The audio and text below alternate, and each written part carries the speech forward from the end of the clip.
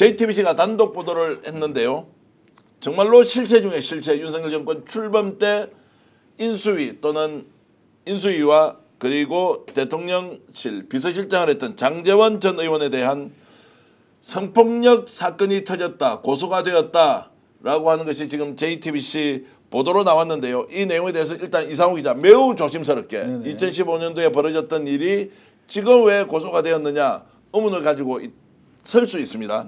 매우 조심스럽게 균형감 있게 저희들이 한번 다루겠습니다. JTBC에서는 오늘 이 내용을 매우 중요한 기사로 다뤘는데요.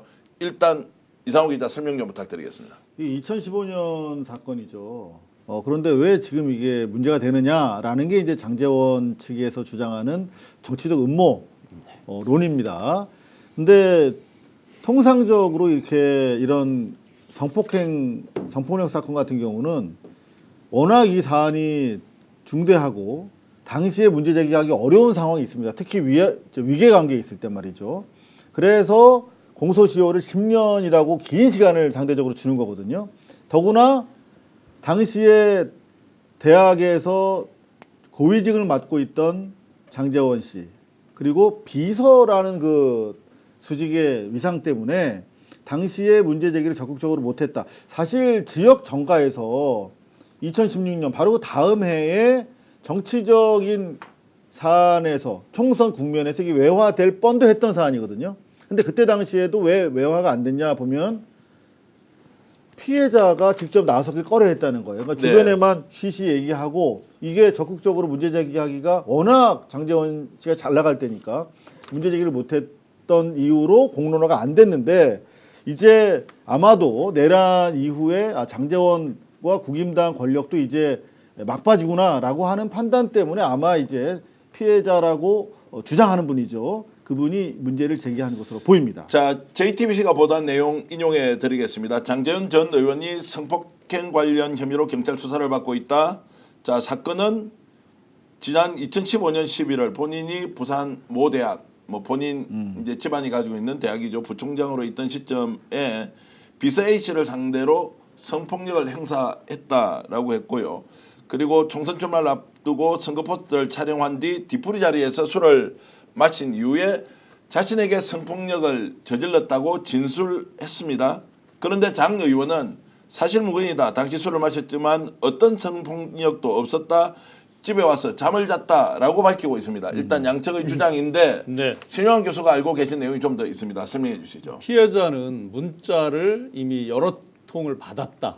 그리고 돈도 2천만 원을 받았다. 그 말은 이제 이 라고 하고 사건과 있죠. 관련해서 사과를 받았다는 그렇죠. 이야기입니까? 문자 내용이 뭐 뻔할 거 아니에요. 뭐 예. 해명을 한다든지 뭐 변명을 한다든지 있을 거 아니에요. 그죠? 그리고 돈도 2천만 원을 받았다.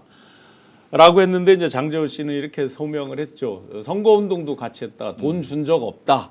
근데 피해자가 그럼 그 당시 왜 얘기를 하느냐. 아까 중요한 포인트를 말씀 주셨는데 이게 소위 IO 각 정보 담당자들에게는 많이 떠돌던 얘기인데 이제서 이야기가 나왔잖아요. 그럼 왜 2016년에 부산에 출마한 경쟁자 캠프에서도 이걸 파악을 하고 있었는데 당시에는 아까 말씀대로 피해자가 이제 상당히 어떤 현실적인 은밀성 이런 것들에 대해서 이렇게 이야기하기가 어려운 현실이 있잖아요. 그 당시 민주당 후보는 배재정 후보 전 의원이었죠. 예. 측에서도 이걸 알고 있었다. 알고 있었지만 그런데 폭로하지 않았다. 차마 이 어떤 왜냐하면 피해자가 안 나오면 괜한 예. 썰로 했다가 또 엉뚱하게 선거에 역풍을 맞을 수도 예. 있겠죠. 그런데 이제 지금 피해자가 상당한 트라우마를 겪다가 이제 트라우마와 자괴감에 시달리다가 지금 이제 때가 돼서 오픈한다. 자, 그러면 경찰이 오늘 이 내용을 뭐 흘렸거나 아니면 기자가 JTBC에서 단독으로 취재했거나 고소를 한 시점이 굉장히 중요할 것 같은. 왜냐하면 이미 뭐 몇 달 전 또 뭐 1년 전에 고소를 했다라고 하는 것을 묵히고 있다가 수사를 한 것인지 아니면 고소를 최근에 했던 것이어서 이것은 다른 의도가 없다라고 볼 수도 있는데 혹시 고소 시점에 대해서 취재를 해보셨습니까? 정확하게 확인은 안 되고 있습니다만 정무적으로 판단한 것 같아요. 피해자가 이제 장제원의 권력이 윤석열 내란 정권의 몰락과 함께 사그라들 거기 때문에 내가 이제 이 문제를 제기할 수 있겠다라는 확신이 아마도 내란 이유가 아닐까라고 생각이 되고요. 그러니까 내란이 일어난 이후 그러니까 윤석열의 비상계엄 그렇죠. 이후에 고소를 했다. 네, 그 말은 이제 최근에 고소를 했다는 것으로 볼 수 있겠는데. 고소인 입장에서는 어차피 이게 사건이 공론화될 수밖에 없는 뭐 이게 정치인의 관점에서 보면 대단히 큰 사건이거든요, 사실. 네, 네. 안희정 씨도 그랬던 상황이 그렇죠. 있었고 장제원 씨가 향후 국민당의 정계 개편 과정에서 상당한 또 당권 주자가 될 수 있는 사람이기 때문에 공론화가 어차피 될 거라고 보고 그렇다면은 이거를 숨길 이유가 없었겠죠. 그래서 경찰 단계에서 리크가 될 수도 있었겠지만 경찰이 리크됐다고 해서 기사 쓸 수 있는 건 아니거든요. 옛날에 배지정 의원이 그랬던 것처럼 네. 경찰이 리크가 일부 됐을 수도 있지만 그게 고소인을 통해서 확인이 됐다. 그렇기 때문에 기사가 나왔다고밖에 볼 수가 없는 거거든요. 그렇다면은 이거는 고소인이 지난 9년여 동안의 시간 동안 충분히 자기가 입증할 수 있는 자료를 가지고 단단히 준비를 해서 오픈한 것이 아닌가 그렇게밖에 생각이 안 됩니다. 피해자가요 날짜를 정확하게 특정을 하고 있어요. 네. 2015년 11월 17일이라고 피해자가 날짜를 특정하고 있거든요. 네. 무려 시간상으로 보면 9년 4개월 전쯤의 일인데 정확하게 날짜를 특정했다. 그러면 예를 들어 이제 비서분이니까 아마 통상적으로 메모라든지 다 있겠죠. 다이어리라든지 이런 것들을 써서 했을 가능성이 높겠죠. 아무래도 뭐 윗사람을 더군다나 그 당시 대학 총장 아니었어요? 네. 그러니까 그걸 보필하다 보면 여러 기록들을 가지고 있을 것이고 문자라는 거를 본인 입으로 얘기한 걸 보면 캡처본이나 이런 게 있을 가능성이 꽤 높겠죠. 날짜까지 정확히 특정을 하고 있는데 그리고 JTBC 입장에서 이 JTBC가 보도를 하기 전에 장제원 의원이 미리 어떤 일종의 이제 방어성, 엄포성 이야기를 했어요. 내용 증명까지 보냈다고 그랬거든요. 내용 증명도 보내고 취재에 응하지 않겠다. 만약에 이걸 보도로 하면 자기가 강력히 법적 조치를 그렇죠. 하겠다라고까지 했는데 JTBC가 뭔가 물증 없이 그냥 보도를 했을 리는 없잖아요. 상식적으로 보면. 그렇죠. 자, 그렇게 볼 수 있겠습니다. 저도 이제 담당 경찰서에 직접 전화를 해서 좀 내용을 좀 파악할 수 있겠냐고 질문을 했는데 뭐 저는 취재력이 너무 부족해서 대답을 이렇게밖에 듣지 못했는데 잠깐 공유해 드리겠습니다. 그 전화상으로는 신분 확인도 좀 어렵고 해서 제가 좀 확인해 드리기가 좀 어려움을 양해해 주시면 고맙겠습니다. 자, 이거보다 좀 긴데 우리 PD가 정말로 내가 취재 잘못했다고 조금밖에 얼마 안 했구나. 저것만 등급 뛰지 않으셨겠죠. 아니 제가 이제 언제 고소가 됐느냐 이게 굉장히 중요한 시점이. 시점이 그리고 이제 그 내용은 제가 물어볼 수가 없는 것이고요. 그리고 이제 고소를 당사자가 했는지 변호사가 했는지 뭐 이런 것도 좀 궁금해서 질문하려고 했는데 일단 당연히 존재가 누군지 모르겠다라고 해서 네네. 일단 네. 저는 뭐 장제원 씨나 그 측근들을 몇 군데 전화를 돌려봤는데 전화 일제히 안 받네요. 네. 아마 뭐 대응하기가 껄끄러운 상황이기 때문에 그런 것 같은데 지금 보면은 이 사안 자체가 워낙 중합니다. 그러니까 준강간 치상으로 지금 피소가 된 것으로 확인이 되거든요. 준강간 치상이면 10년까지 나와요, 이게. 5년 이상입니다. 5년 이상. 그러니까 이제 성폭력을 행사하고 상해까지 입혔다. 뭐 이것까지 이제 그렇죠. 같이 가는 준이 거니까. 왜 붙냐면 그러니까요. 이게 심신 미약 상태의 피해자를 강간하기 때문에 더 나쁜 거거든, 네. 죄질이. 거기다가 치상이 붙어버리면 또 어떤 그 폭력 행위가 수반됐다는 뜻이기 때문에 원래 중간간이 3년인데 치상이 되면 5년 이상이 돼요. 그리고 초범이라도 이거는 거의 구속 수사가 들어갑니다. 그러니까 이런 중한 상황에서 장제원 의원이 어떤 입장을 놓을까가 상당히 궁금했거든요. 근데 지금까지 확인된 바에 따르면 뭐 언론 보도 간추려 보면 정확하게 자기가 혐의를 부인하지 못하고 있어요. 그러니까 그렇죠. 그 이후에도 선거운동을 했다. 이거는 수직적인 위기 상황에서 피해자는 아무렇지도 않은 척 진행할 수밖에 없죠. 자기 일상을. 네. 이게 이제 안희정 케이스에서도 나오는 거거든요. 그렇기 때문에 이 소위 말하면 피해자의 양상을 갖췄는가 안 갖췄는가는 법원에서 별로 고려하지 않습니다. 예. 그리고 뭐라고 그랬냐면 당일날 술 마신 사실을 인정하고 있어요. 예. 그리고 잠은 집에 와서 잤다. 네, 네. 이렇게 얘기하거든요. 잠은 집에서 잘 수 있죠. 네. 그 뭐 자세히 얘기할 수는 없습니다만 그 인과론 가지고 방어가 될까 상당히 지금 미약하다. 장제원 전 의원의 말 중에서 굉장히 사실은 중요한 이게 이제 한국 사회의 소위 오피니언 리더들, 소위 아주 최고 지도자급에 있다는 사람들의 늘 비슷한 패턴의 이런 아주 그 고질병 같은 이야기를 하는데요. 전국이 이렇게 엄중한 시기에 성희롱, 뭐 성추행 이런 아주 자극적인 제목을 달아서 이 시기에 자극적으로 보도하려는 JTBC의 저의가 의심스럽다 이렇게 얘기를 했거든요. 예. 아니 이렇게 엄중한 시기면은 어떤 확실한 의혹이 예를 들어서 취재가 되고 포착이 됐으면 보도하지 말아야 되는 거예요?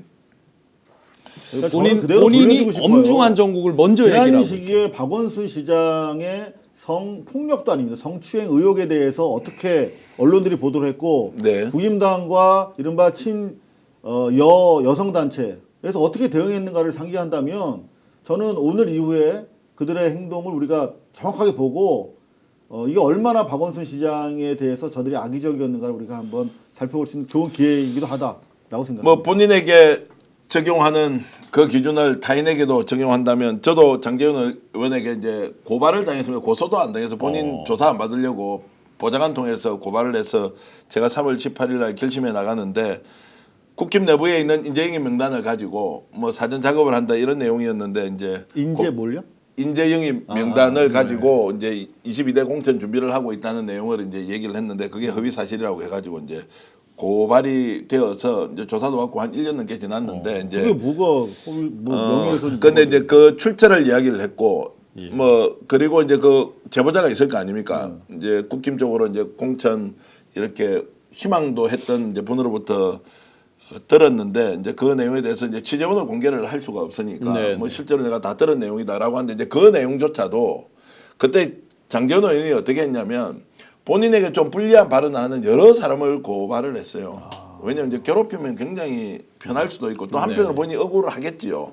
억울하기 때문에 그렇게 했을 텐데 본인이 지금 억울한지 아니면 시시비비를 이제 가려야 하는지는 제대로 법원에서 판단하지 않겠느냐. 그리고 그것이 정무적 정치적 판단할 이유가 전혀 없다. 네. 팩트 중심으로 가서 잘못한 것이 있으면 당연히 처벌을 받아야 하고 본인이 억울하면은 그것이 소명이 되어서 어떤 식으로든 상대 또는 이제 법원에서 무고 때도 저게 이제 성립이 되는 거지 않습니까? 그렇죠, 역으로.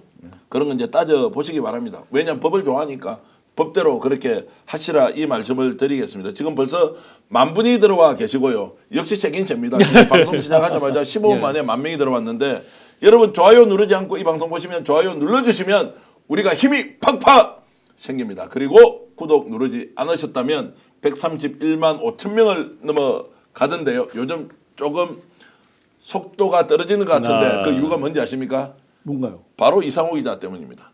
단독과 특정 보도를 많이 하지 않는다. 예. 이런 이제 경고 신영 교수님께서도 분발해 주시기 바랍니다. 알겠습니다. 요새 전 대표께서 하도 특종을 많이 가져오셔가지고 네. 사실 그냥 가져왔다 간 적도 있어요. 아유. 자 일단 장제원 관련해서는 네. 여하튼 그럼에도 불구하고 전혀 사실 아니다라며 장제원 의원 측에서는 밝히고 있다. 이걸 한마디 또 예. 추가해 주시죠. 확실하게 장제원 의원은 사실무근이다. 그날 그런 일이 없었다라고 매우 강력하게 지금 반론을 하고 있기 때문에 마지막 판단은 여러분들이 하시고 법원에서 결론을 낼 것이다. 네. 라면서 그리고 저희들은 균형감 있게 이 문제를 다루겠습니다. 장제원 씨가 자기 밝힐 의사가 있으면 열려 있지 않습니까? 네. 그래서는 와서 스피커 하시면 됩니다. 네. 예, 그렇게까지 해주시는 영광은 뭐 제가 예. 그러면 이 대목에서 네네. 아주 중요하게 우리가 짚어볼 포인트가 있습니다. 네. 또 뭐가 있나요? 엊그제 뭐가 나왔어요? 이철규 의원 아들 마약 던지기 나왔죠? 이모 준석 씨. 오늘 이제 이거 장제원 씨 뭐 실제 사실관계는 아직 저희가 모릅니다. 네.